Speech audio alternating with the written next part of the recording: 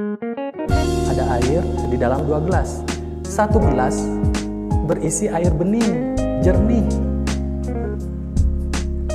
yang bagus untuk diminum. Gelas yang lain yaitu air yang keruh, kotor, bahkan diambil dari selokan. Nah, ketika digabungkan keduanya, apa yang terjadi? 2 gelas ini kita tuangkan ke wadah yang lain, dua-duanya dicampur. Apa yang terjadi? Yang bersih pun, yang tadinya bersih akan ikut menjadi kotor. Yang tadinya bersih akan menjadi kotor.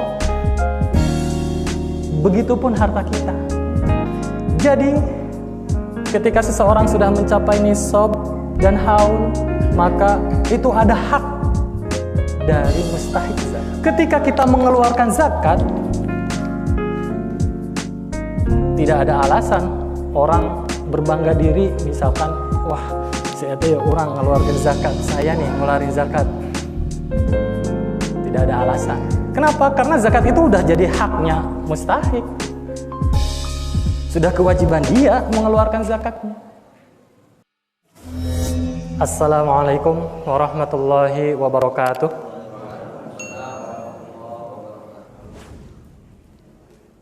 Alhamdulillahirabbil alamin. Wabihi nasta'inu ala umurid dunya waddin.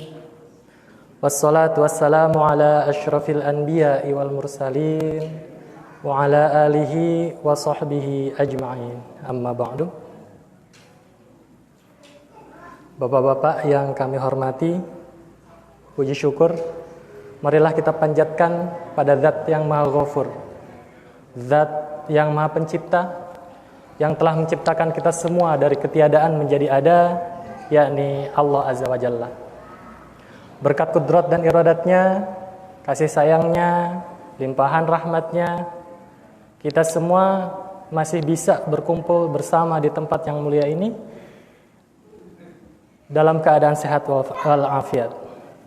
Kita bisa berkumpul bersama di tempat ini bukan karena kita hebat, bukan karena kita kuat, tapi kita bisa berkumpul bersama karena ditolong oleh Allah Subhanahu wa Ta'ala. Allah lah yang menolong kita, sehingga harus banyak-banyak kita bersyukur kepada Allah Subhanahu wa Ta'ala. Salawat beserta salam semoga senantiasa tercurah kepada junjungan kita, Nabi Agung yang telah memegang amanah dan menyampaikan risalah. Beliaulah Habibana wa Nabiyana Muhammad sallallahu alaihi wasallam. Keluarganya, sahabatnya, tabi'in, tabi'in, juga seluruh umatnya hingga akhir zaman yang senantiasa mengamalkan sunnah-sunnahnya, tercakup kita semua. Mudah-mudahan kelak di yaumul qiyamah mendapatkan syafaatul uzma dari beliau. Amin ya Allah ya rabbal alamin. Bapak-bapak yang kami hormati, di dalam kehidupan kita sering kita dengar bahwa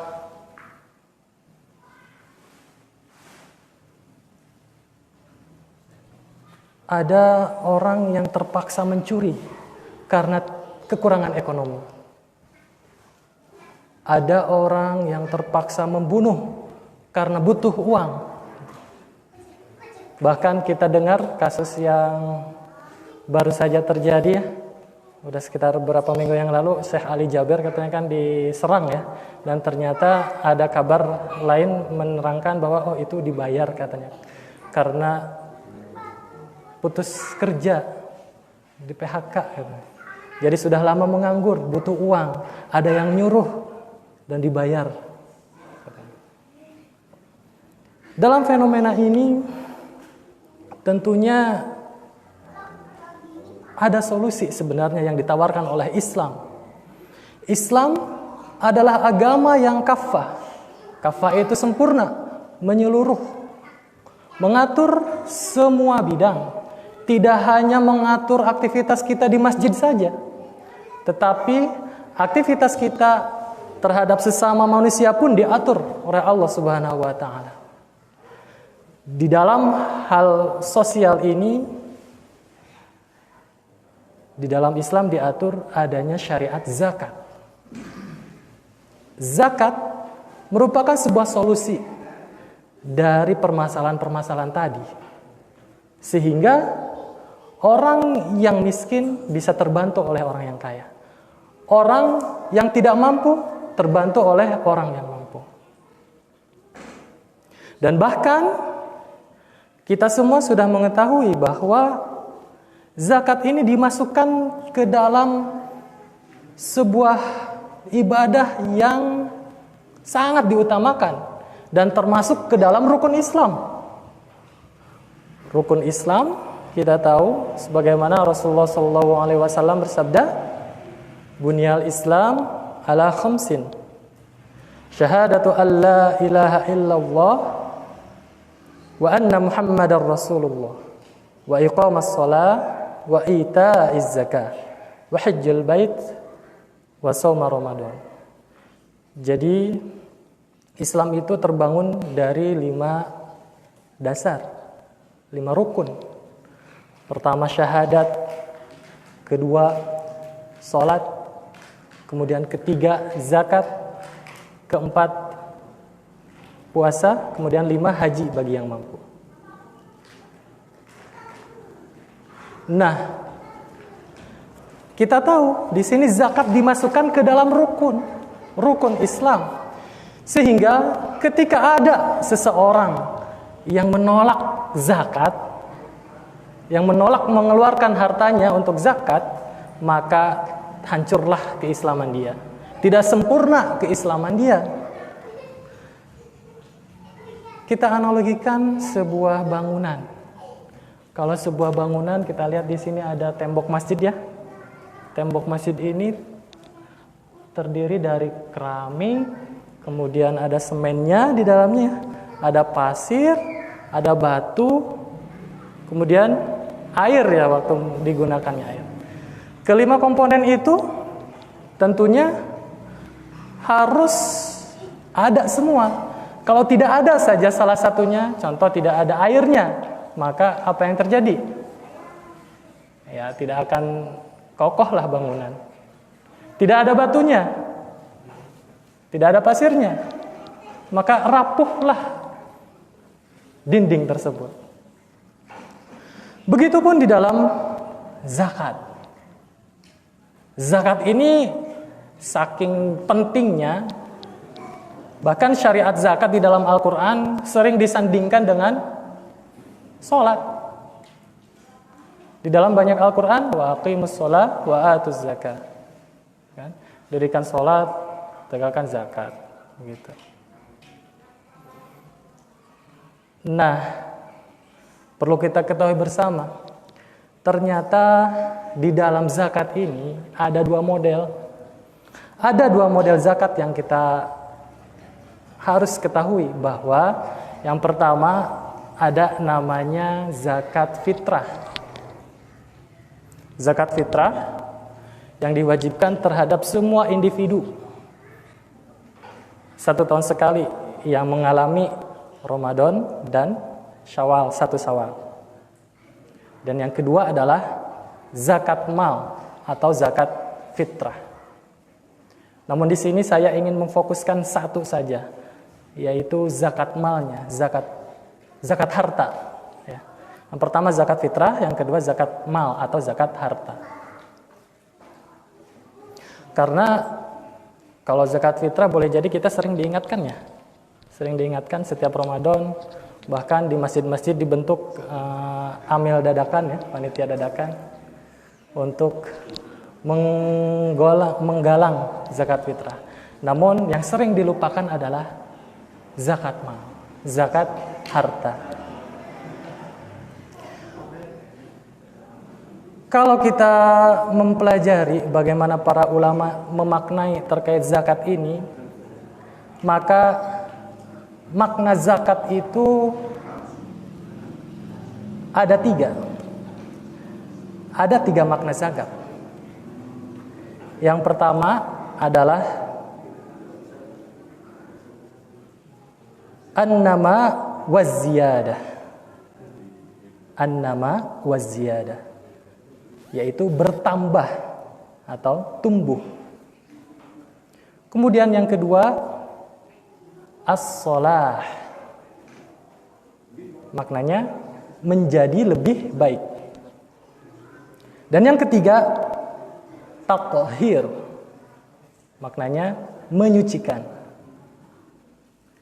Jadi kalau dilihat dari segi maknanya saja, sebenarnya kita sudah paham bagaimana sebenarnya tujuan zakat itu. Yaitu pertama, bertambah atau tumbuh. Kita harapkan harta yang dimiliki itu akan bertambah kebaikannya, keberkahannya, dan terus bertumbuh manfaatnya kepada semua orang. Kemudian yang kedua, akan menjadi lebih baik dengan dikeluarkannya zakat, maka harusnya menjadi lebih baik. Yang ketiga yaitu menyucikan. Jadi zakat itu menyucikan harta kita. Kalaulah kita analogikan, bayangkan ada sebuah air di dalam 2 gelas. Ada air di dalam 2 gelas. 1 gelas berisi air bening, jernih, yang bagus untuk diminum. Gelas yang lain yaitu air yang keruh, kotor, bahkan diambil dari selokan misalnya. Nah, ketika digabungkan keduanya, apa yang terjadi? 2 gelas ini kita tuangkan ke wadah yang lain, dua-duanya dicampur. Apa yang terjadi? Yang bersih pun, yang tadinya bersih akan ikut menjadi kotor. Yang tadinya bersih akan menjadi kotor. Begitupun harta kita. Jadi, ketika seseorang sudah mencapai nisab dan haul, maka itu ada hak dari mustahik zakat. Mustahik itu artinya adalah orang-orang, golongan yang berhak untuk menerima zakat. Jadi ini adalah kewajiban yang harus kita keluarkan. Ketika kita mengeluarkan zakat, tidak ada alasan orang berbangga diri, misalkan, wah, saya itu ya orang ngeluarkan zakat, saya nih ngeluarin zakat. Tidak ada alasan. Kenapa? Karena zakat itu udah jadi haknya mustahik. Sudah kewajiban dia mengeluarkan zakatnya. Ketika seseorang didatangi oleh amil zakat misalkan, untuk diambil zakatnya, maka siapa yang harus berterima kasih? Amil zakatnya atau yang berzakatnya? Yang disucikan hartanya siapa? Orang yang berzakat. Yang dibersihkan hartanya siapa? Orang yang berzakat. Yang nanti akan tumbuh hartanya, akan berkembang siapa? Orang yang berzakat. Jadi siapa yang harus berterima kasih? Ya, orang yang berzakat tentunya harus berterima kasih. Karena sudah memfasilitasi kemudahan dia untuk mengeluarkan zakat. Tapi ya terkait adab, amil zakat pun harusnya berterima kasih juga karena sudah mempercayakan dia mempercayakan hartanya untuk disalurkan melalui amil tersebut. Kalau kita telusuri sejarah diwajibkannya zakat, maka perintah zakat itu ada 2 fase. Perintah zakat itu ada 2 fase. Fase pertama, fase Mekah. Yang kedua, fase Madinah. Fase Mekah itu adalah fase di mana masa sebelum Rasulullah SAW berhijrah ke Madinah. Yang kedua, fase Madinah setelah Rasulullah berhijrah. Apa perbedaan di antara keduanya? Kalau yang pertama, zakat itu baru diperintahkan secara umum saja. Belum dijelaskan secara terperinci. Itu fase Mekah. Karena memang saat itu kekuasaan belum dipegang sepenuhnya oleh Nabi Muhammad SAW.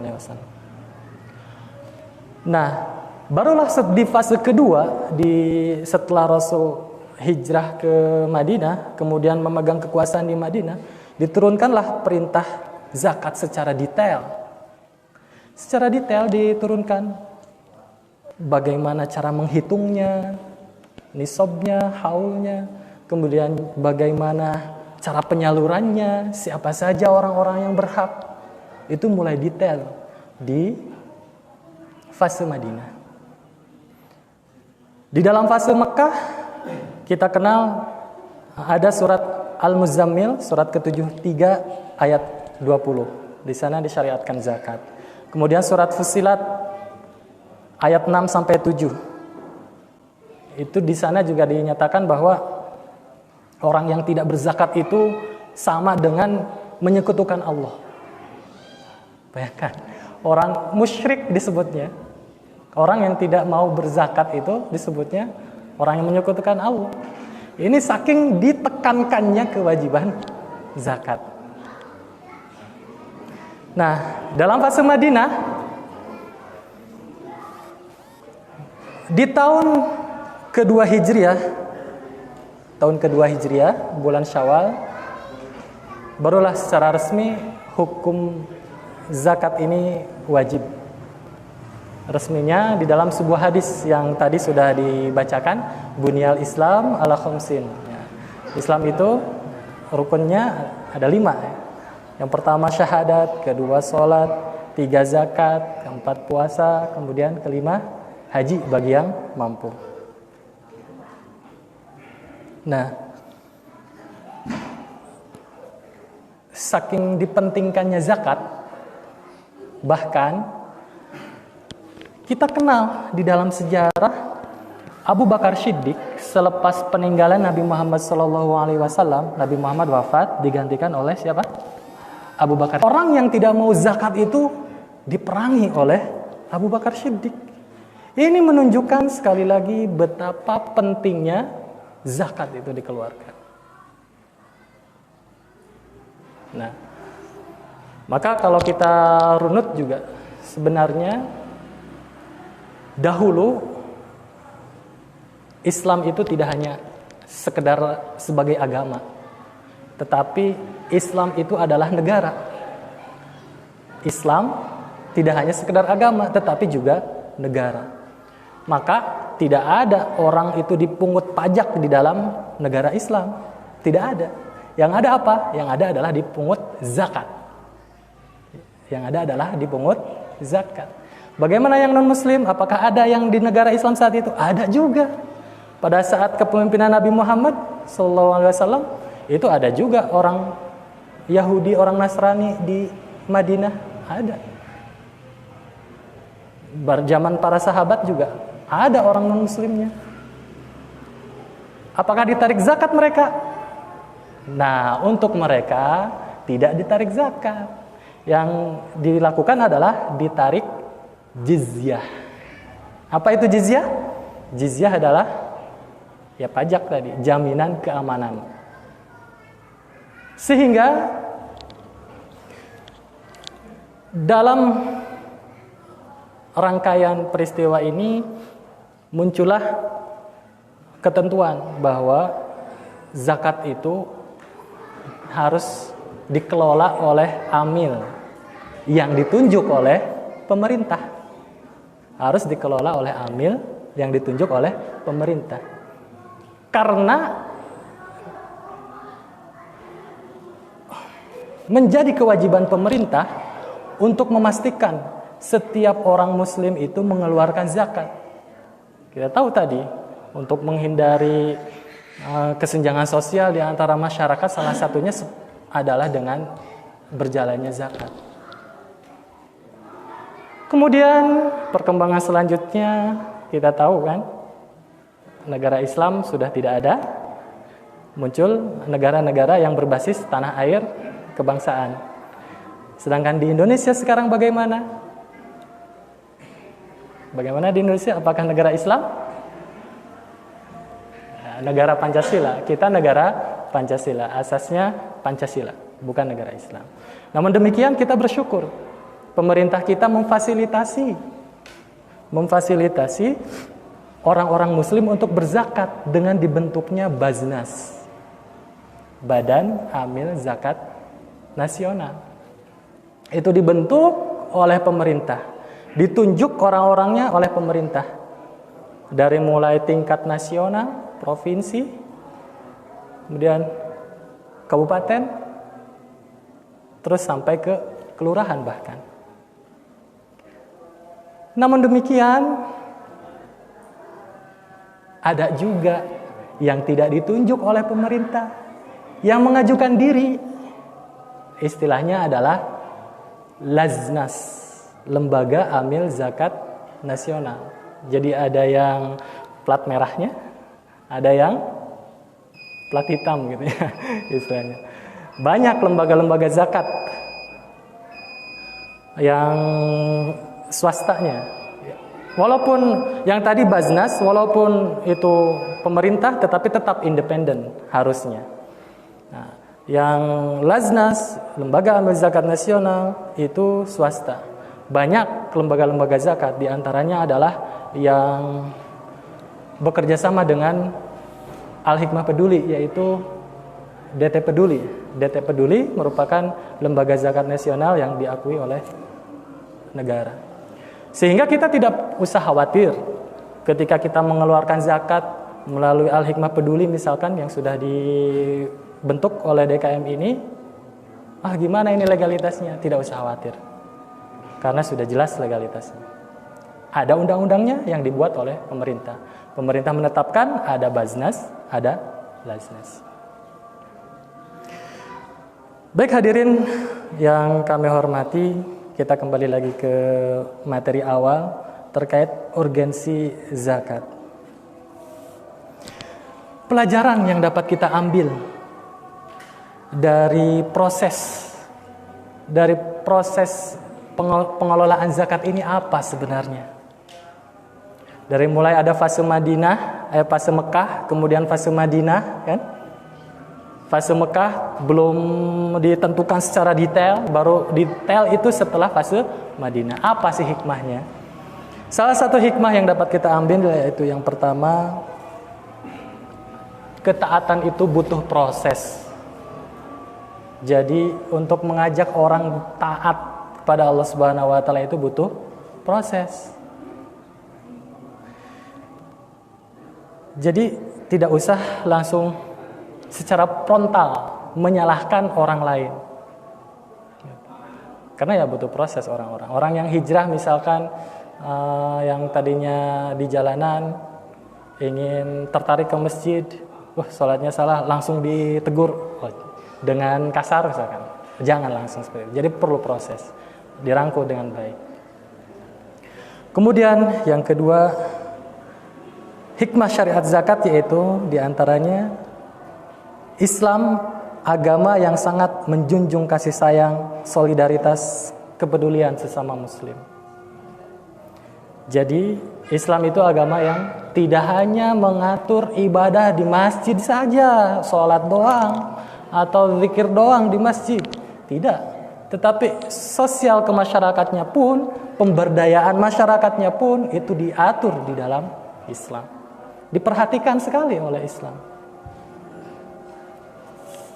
Bahkan di dalam sebuah hadis Rasulullah SAW bersabda, "La yu'minu ahadukum hatta yuhibba li akhihi ma yuhibba li nafsihi." Tidaklah sempurna iman seseorang di antara kalian hingga dia mencintai saudaranya sebagaimana dia mencintai dirinya sendiri. Hadis riwayat Bukhari dan Muslim. Hadirin yang kami muliakan, yang ketiga, pelajaran yang bisa kita ambil dari proses disyariatkannya zakat yaitu korelasi. Ada korelasi antara zakat dengan dakwah. Kita tahu di dalam Quran surat At-Taubah, mustahik zakat itu kan ada 8 ya. Salah satu di antaranya ada mu'alaf. Sedangkan mu'alaf ini ada 3 kategori. Yang pertama, orang yang tertarik terhadap Islam tapi belum masuk Islam, maka itu disebut mu'alaf, berhak dikasih zakat agar dia lebih tertarik lagi, bisa meyakinkan diri untuk masuk Islam. Kemudian yang kedua, orang non-muslim yang tidak suka terhadap Islam, itu juga bisa dikatakan mu'alaf dan berhak juga menerima zakat. Dan yang ketiga, orang yang baru masuk Islam, di mana keluarganya menolak sehingga merasa tidak nyaman kehidupannya karena dikejar-kejar oleh keluarganya. Itu juga perlu diperhatikan. Melalui dana zakat ini, orang-orang seperti tadi harus dibantu. Itulah korelasinya. Kita dengar di suatu tempat, ada kristenisasi gitu ya. Ada orang membagi-bagikan di sebuah tempat ibadah. Kemudian kita protes. Kenapa protes? Tidak berhak kita protes. Nah, harus kita lakukan apa? Ya bikin kegiatan yang serupa. Bikin orang-orang itu tertarik terhadap Islam. Perhatikan ekonominya. Jangan hanya memperhatikan, dia belum ke masjid, paksa ke masjid sholat. Jangan hanya memperhatikan itu. Perhatikan juga ekonomi. Maka pengelolaan zakat memang dalam hal ini saat ini kita boleh ya zakat langsung disalurkan ke mustahik. Tetapi sepertinya akan lebih bermanfaat besar ketika dana zakat itu dikelola secara bersama-sama. Seperti halnya sholat saja. Sholat boleh sendiri, boleh. Berjamaah boleh. Itu lebih utama berjamaah. Jadi memilih sholat sendiri atau memilih sholat berjamaah? Sholat berjamaah. Begitupun ini pengelolaan zakat. Mau berjamaah atau mau sendiri? Silahkan pilih. Mana yang lebih utama? Ya tentu berjamaah lebih utama. Hadirin yang kami muliakan, hukum bagi orang yang enggan membayar zakat itu dikategorikan menjadi dua. Yang pertama, bisa dikategorikan kafir. Kafir jika dia mengingkari kewajiban zakat. Dia ingkar atas zakat. Padahal zakat itu termasuk rukun Islam. Maka dia akan disebut orang kafir. Sedangkan yang kedua, kategori fasik. Orang yang disebut fasik itu ketika dia menyadari itu adalah wajib, tetapi merasa berat mengeluarkan zakat. Jadi istilah nama apa tuh? Koret lah gitu ya. Pelit. Itu dikatakan fasik. Sehingga hadirin yang kami muliakan, sekali lagi ini temanya adalah urgensi zakat. Betapa pentingnya zakat pada kita. Sehingga harapannya adalah kita mampu untuk secara sukarela mengeluarkan zakat. Walaupun sebenarnya dalam hal kewajiban zakat itu ada syarat-syarat yang ketat. Zakat itu yang kita tahu kan dibagi 5 kelompok ya. Zakat ada zakat emas, zakat perak, zakat perdagangan, keuntungan perdagangan, zakat peternakan, kemudian zakat hasil bumi atau pertanian. Itu ada syarat-syarat yang ketat. Ada yang istilahnya nisab. Nisab itu adalah batas kepemilikan harta, besar kecilnya harta. Batas minimal kepemilikan harta sehingga dia diwajibkan untuk mengeluarkan zakat. Itu namanya nisab. Sedangkan haul yaitu batas waktu. Kalau haul itu batas waktu. Haul ya berbeda-beda tergantung bagaimana jenis zakatnya. Terkait fikih zakat, insya Allah mudah-mudahan nanti akan dibahas di pertemuan yang lain, mudah-mudahan. Dan intinya adalah kami mengajak, mari sama-sama kita menyadari bahwa zakat ini adalah sebuah kewajiban yang harus kita keluarkan. Jadi harta itu bukan milik kita. Jadi ada loh harta, sebagian dari harta kita yang milik orang lain, harus dikeluarkan. Nah, untuk menghitungnya silakan mungkin nanti saya dengar di Al-Hikmah Peduli ada pelayanan zakat ya, nanti bisa konsultasi setiap pada zuhur sampai jam 1 siang, kemudian pada maghrib sampai isya. Setiap harinya insya Allah Al-Hikmah Peduli menerima konsultasi zakat. Perhitungannya seperti apa, kalau ingin mengetahui bagaimana, ya silakan berkonsultasi dengan pengurus Al-Hikmah Peduli.